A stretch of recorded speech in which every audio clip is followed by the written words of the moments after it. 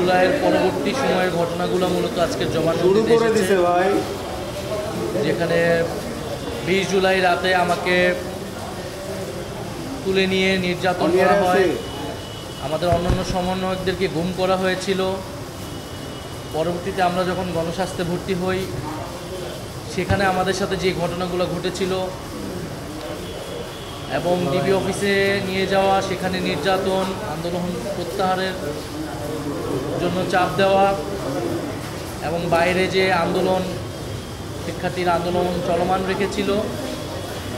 পরবর্তীতে আমরা 1 আগস্ট যে মুক্তি পাই এবং 3রা আগস্ট 1 দফার ঘোষণা শহীদ মিনারে আমরা সকলের সাথে সমন্বয় করে 1 দফার সিদ্ধান্ত উপনীত হই। যেহেতু এই সরকারের কাছ থেকে, তৎকালীন সরকারের কাছ থেকে কোনো ধরনের ন্যায় বিচারের প্রত্যাশা ছিল না এবং তারাই এই সকল হত্যাযজ্ঞের জন্য দায়ী, ফলে সেই সরকার পতনের ঘোষণা দেওয়াটাও আমাদের জন্য অনিবার্য হয়ে উঠেছিল।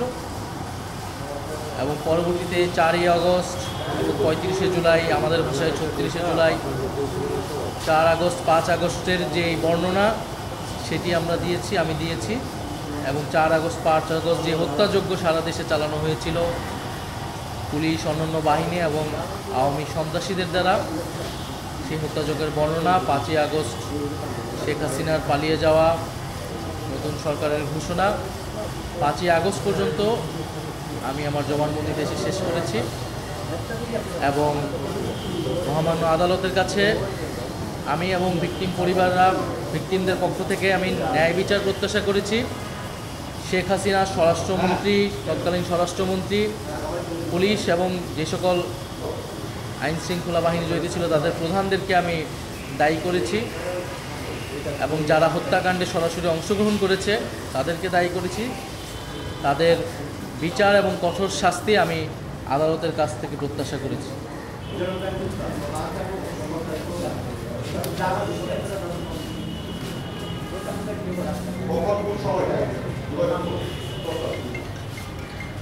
আমরা যেহেতু 3রা আগস্ট এই সরকার পতনের সিদ্ধান্ত নিয়েছি 1 দফা, ফলে এই সরকারকে আমরা আর মেনে নিচ্ছি না। আমাদের একটি নতুন সরকারের জন্য তখন থেকে পরিকল্পনা হচ্ছিল।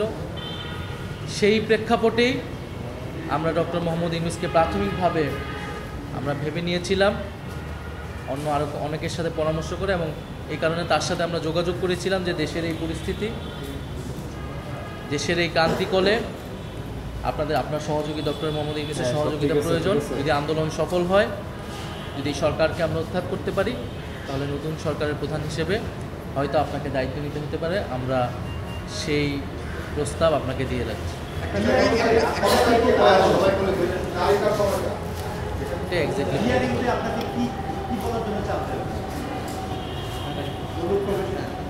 ঢাকা রিপোর্টার্স ইউনিটে আমাকে ডিজিএফআই সংবাদ সম্মেলনটা আয়োজন করে আমাকে হাসপাতাল থেকে নিয়ে যায় এবং তারা বলেছিল যে আন্দোলনে বিএনপি জামাত ঢুকে নাশকতা করছে। আমরা আন্দোলন সমাপ্ত ঘোষণা করছি, যেহেতু সেদিন সরকার কোটার প্রজ্ঞাপন দিয়েছিল। কিন্তু আমরা বলেছিলাম যে এই প্রজ্ঞাপন দিলেও এই কোটা সংস্কার, এত রক্তের উপর দাঁড়িয়ে কোটা সংস্কার আমরা মানছি না এবং আমাদের ভাইদের বোনদের হত্যার দাবিতে এই আন্দোলন চলমান থাকবে।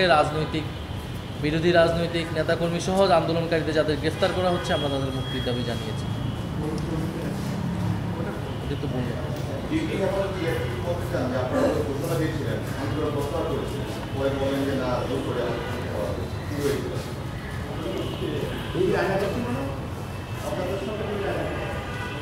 না, সেটা আয়নাঘর ছিল ডিজিএফআইয়ের, যেটা প্রথমে আমাকে গুম করে সেখানে রাখা হয়েছিল। পরবর্তীতে ডিবি অফিসে আমাদের নানাভাবে আমাদেরকে নির্যাতন করা হয়েছে, মানসিক, শারীরিকভাবে আমাদের অভিভাবকদেরকে হেনস্থা করা হয়েছে এবং একটা পর্যায়ে তারা নারী সমন্বয়কদেরকে আরও গ্রেফতার করে আনার হুমকি দিয়েছে এবং একটা পর্যায়ে তারা আমাদেরকে হুমকি দিয়ে জোরপূর্বক আমাদের দেশেই লিখিত বক্তব্যটি পাঠ করায়, মোবাইলে ভিডিওটি ধারণ করে পরে সেটি মিডিয়াতে ছড়িয়ে দেয় এবং প্রধানমন্ত্রীর দপ্তরে আমাদেরকে নিয়ে যেয়ে আমরা সমঝোতা করেছি, এরকম একটা দৃশ্য জনগণকে দেখাতে চেয়েছি। আমরা তখন অনশন শুরু করি এবং বাইরে যেহেতু রিট হয়েছিল, আইনজীবীরা আন্দোলন করছিল, আমাদের শিক্ষকরা এবং সাধারণ মানুষ আন্দোলন করছিল আমাদের মুক্তির দাবিতে, সেই প্রেক্ষাপটে আমাদেরকে তখন ডিবি ছাড়তে বাধ্য হয় এবং ছেড়ে আমরা আমাদের অবস্থান তখন পরিষ্কার করেছি।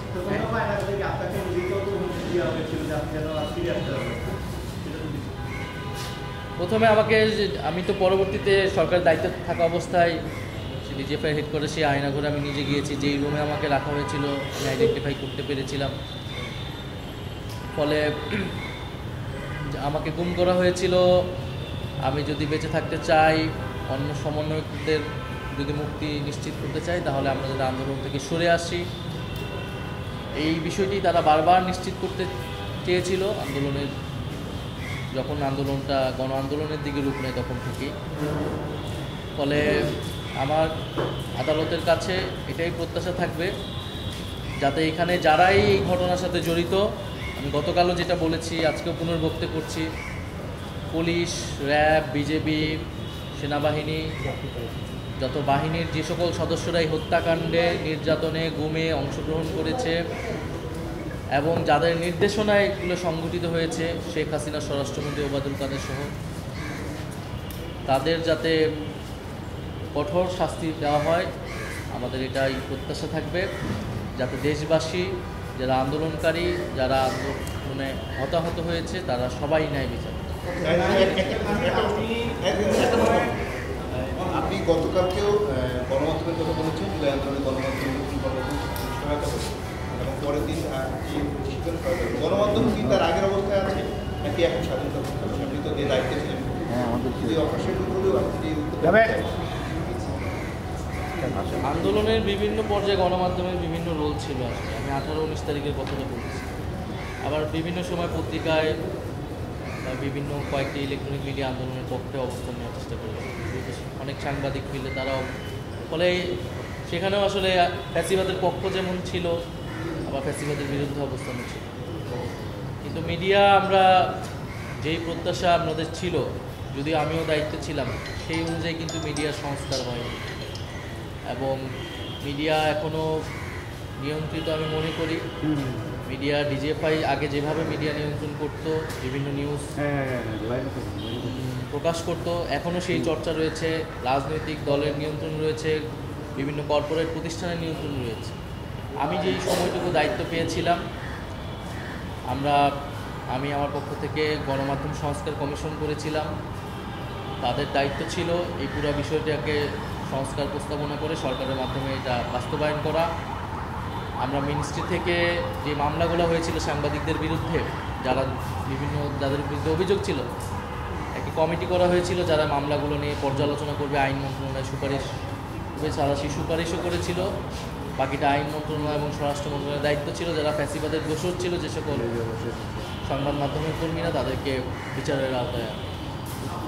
একটা বিষয় আপনি বলেছেন যে সব বাহিনীর যাতে বিচার হয়, আওতায় আসে, বিচারের আওতায়, সেক্ষেত্রে সব বাহিনীর নাম বলেছেন। এই ক্ষেত্রে কি কোনো ধরনের প্রেশার অনুভব করছেন এক, অথবা বিচারিক কার্যক্রমে যারা জড়িত আছে তারা কি কোনো প্রেশারের মধ্যে আছে বাহিনীর বিচারের, বিশেষ করে সেনাবাহিনী আওতায় রাখা বা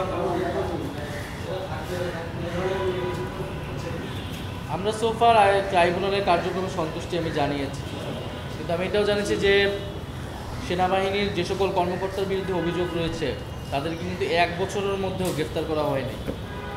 এবং অনেকের বিরুদ্ধে অভিযোগ, আমি নিজে গুম কমিশনে অভিযোগ দায়ের করেছি, আমি আজকেও এখানে নামসহ উল্লেখ করেছি। ফলে গুমের ঘটনায় এবং যারা অভ্যুত্থানে রামপুরা, বাড্ডা সহ বিভিন্ন জায়গায় যে সকল সেনা কর্মকর্তা, অফিসাররা গুলি চালিয়েছে, তাদেরকে কেন গ্রেফতার করা হচ্ছে না, এই বিষয়ে আমার সন্দেহ রয়েছে।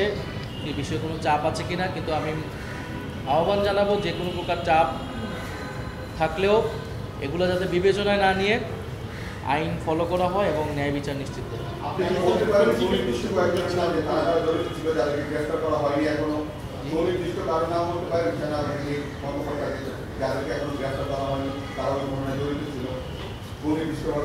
গুমের ঘটনায় তো অনেকের নাম আসছে, ডিজিএফআই এর সাবেক 5 জন ডিজির নাম আসছে, তাদের বিরুদ্ধে চার্জশিট করা হয়েছে। তাহলে তাদেরকে কিন্তু এখনও গ্রেফতার করা হয়। ঠিক আছে।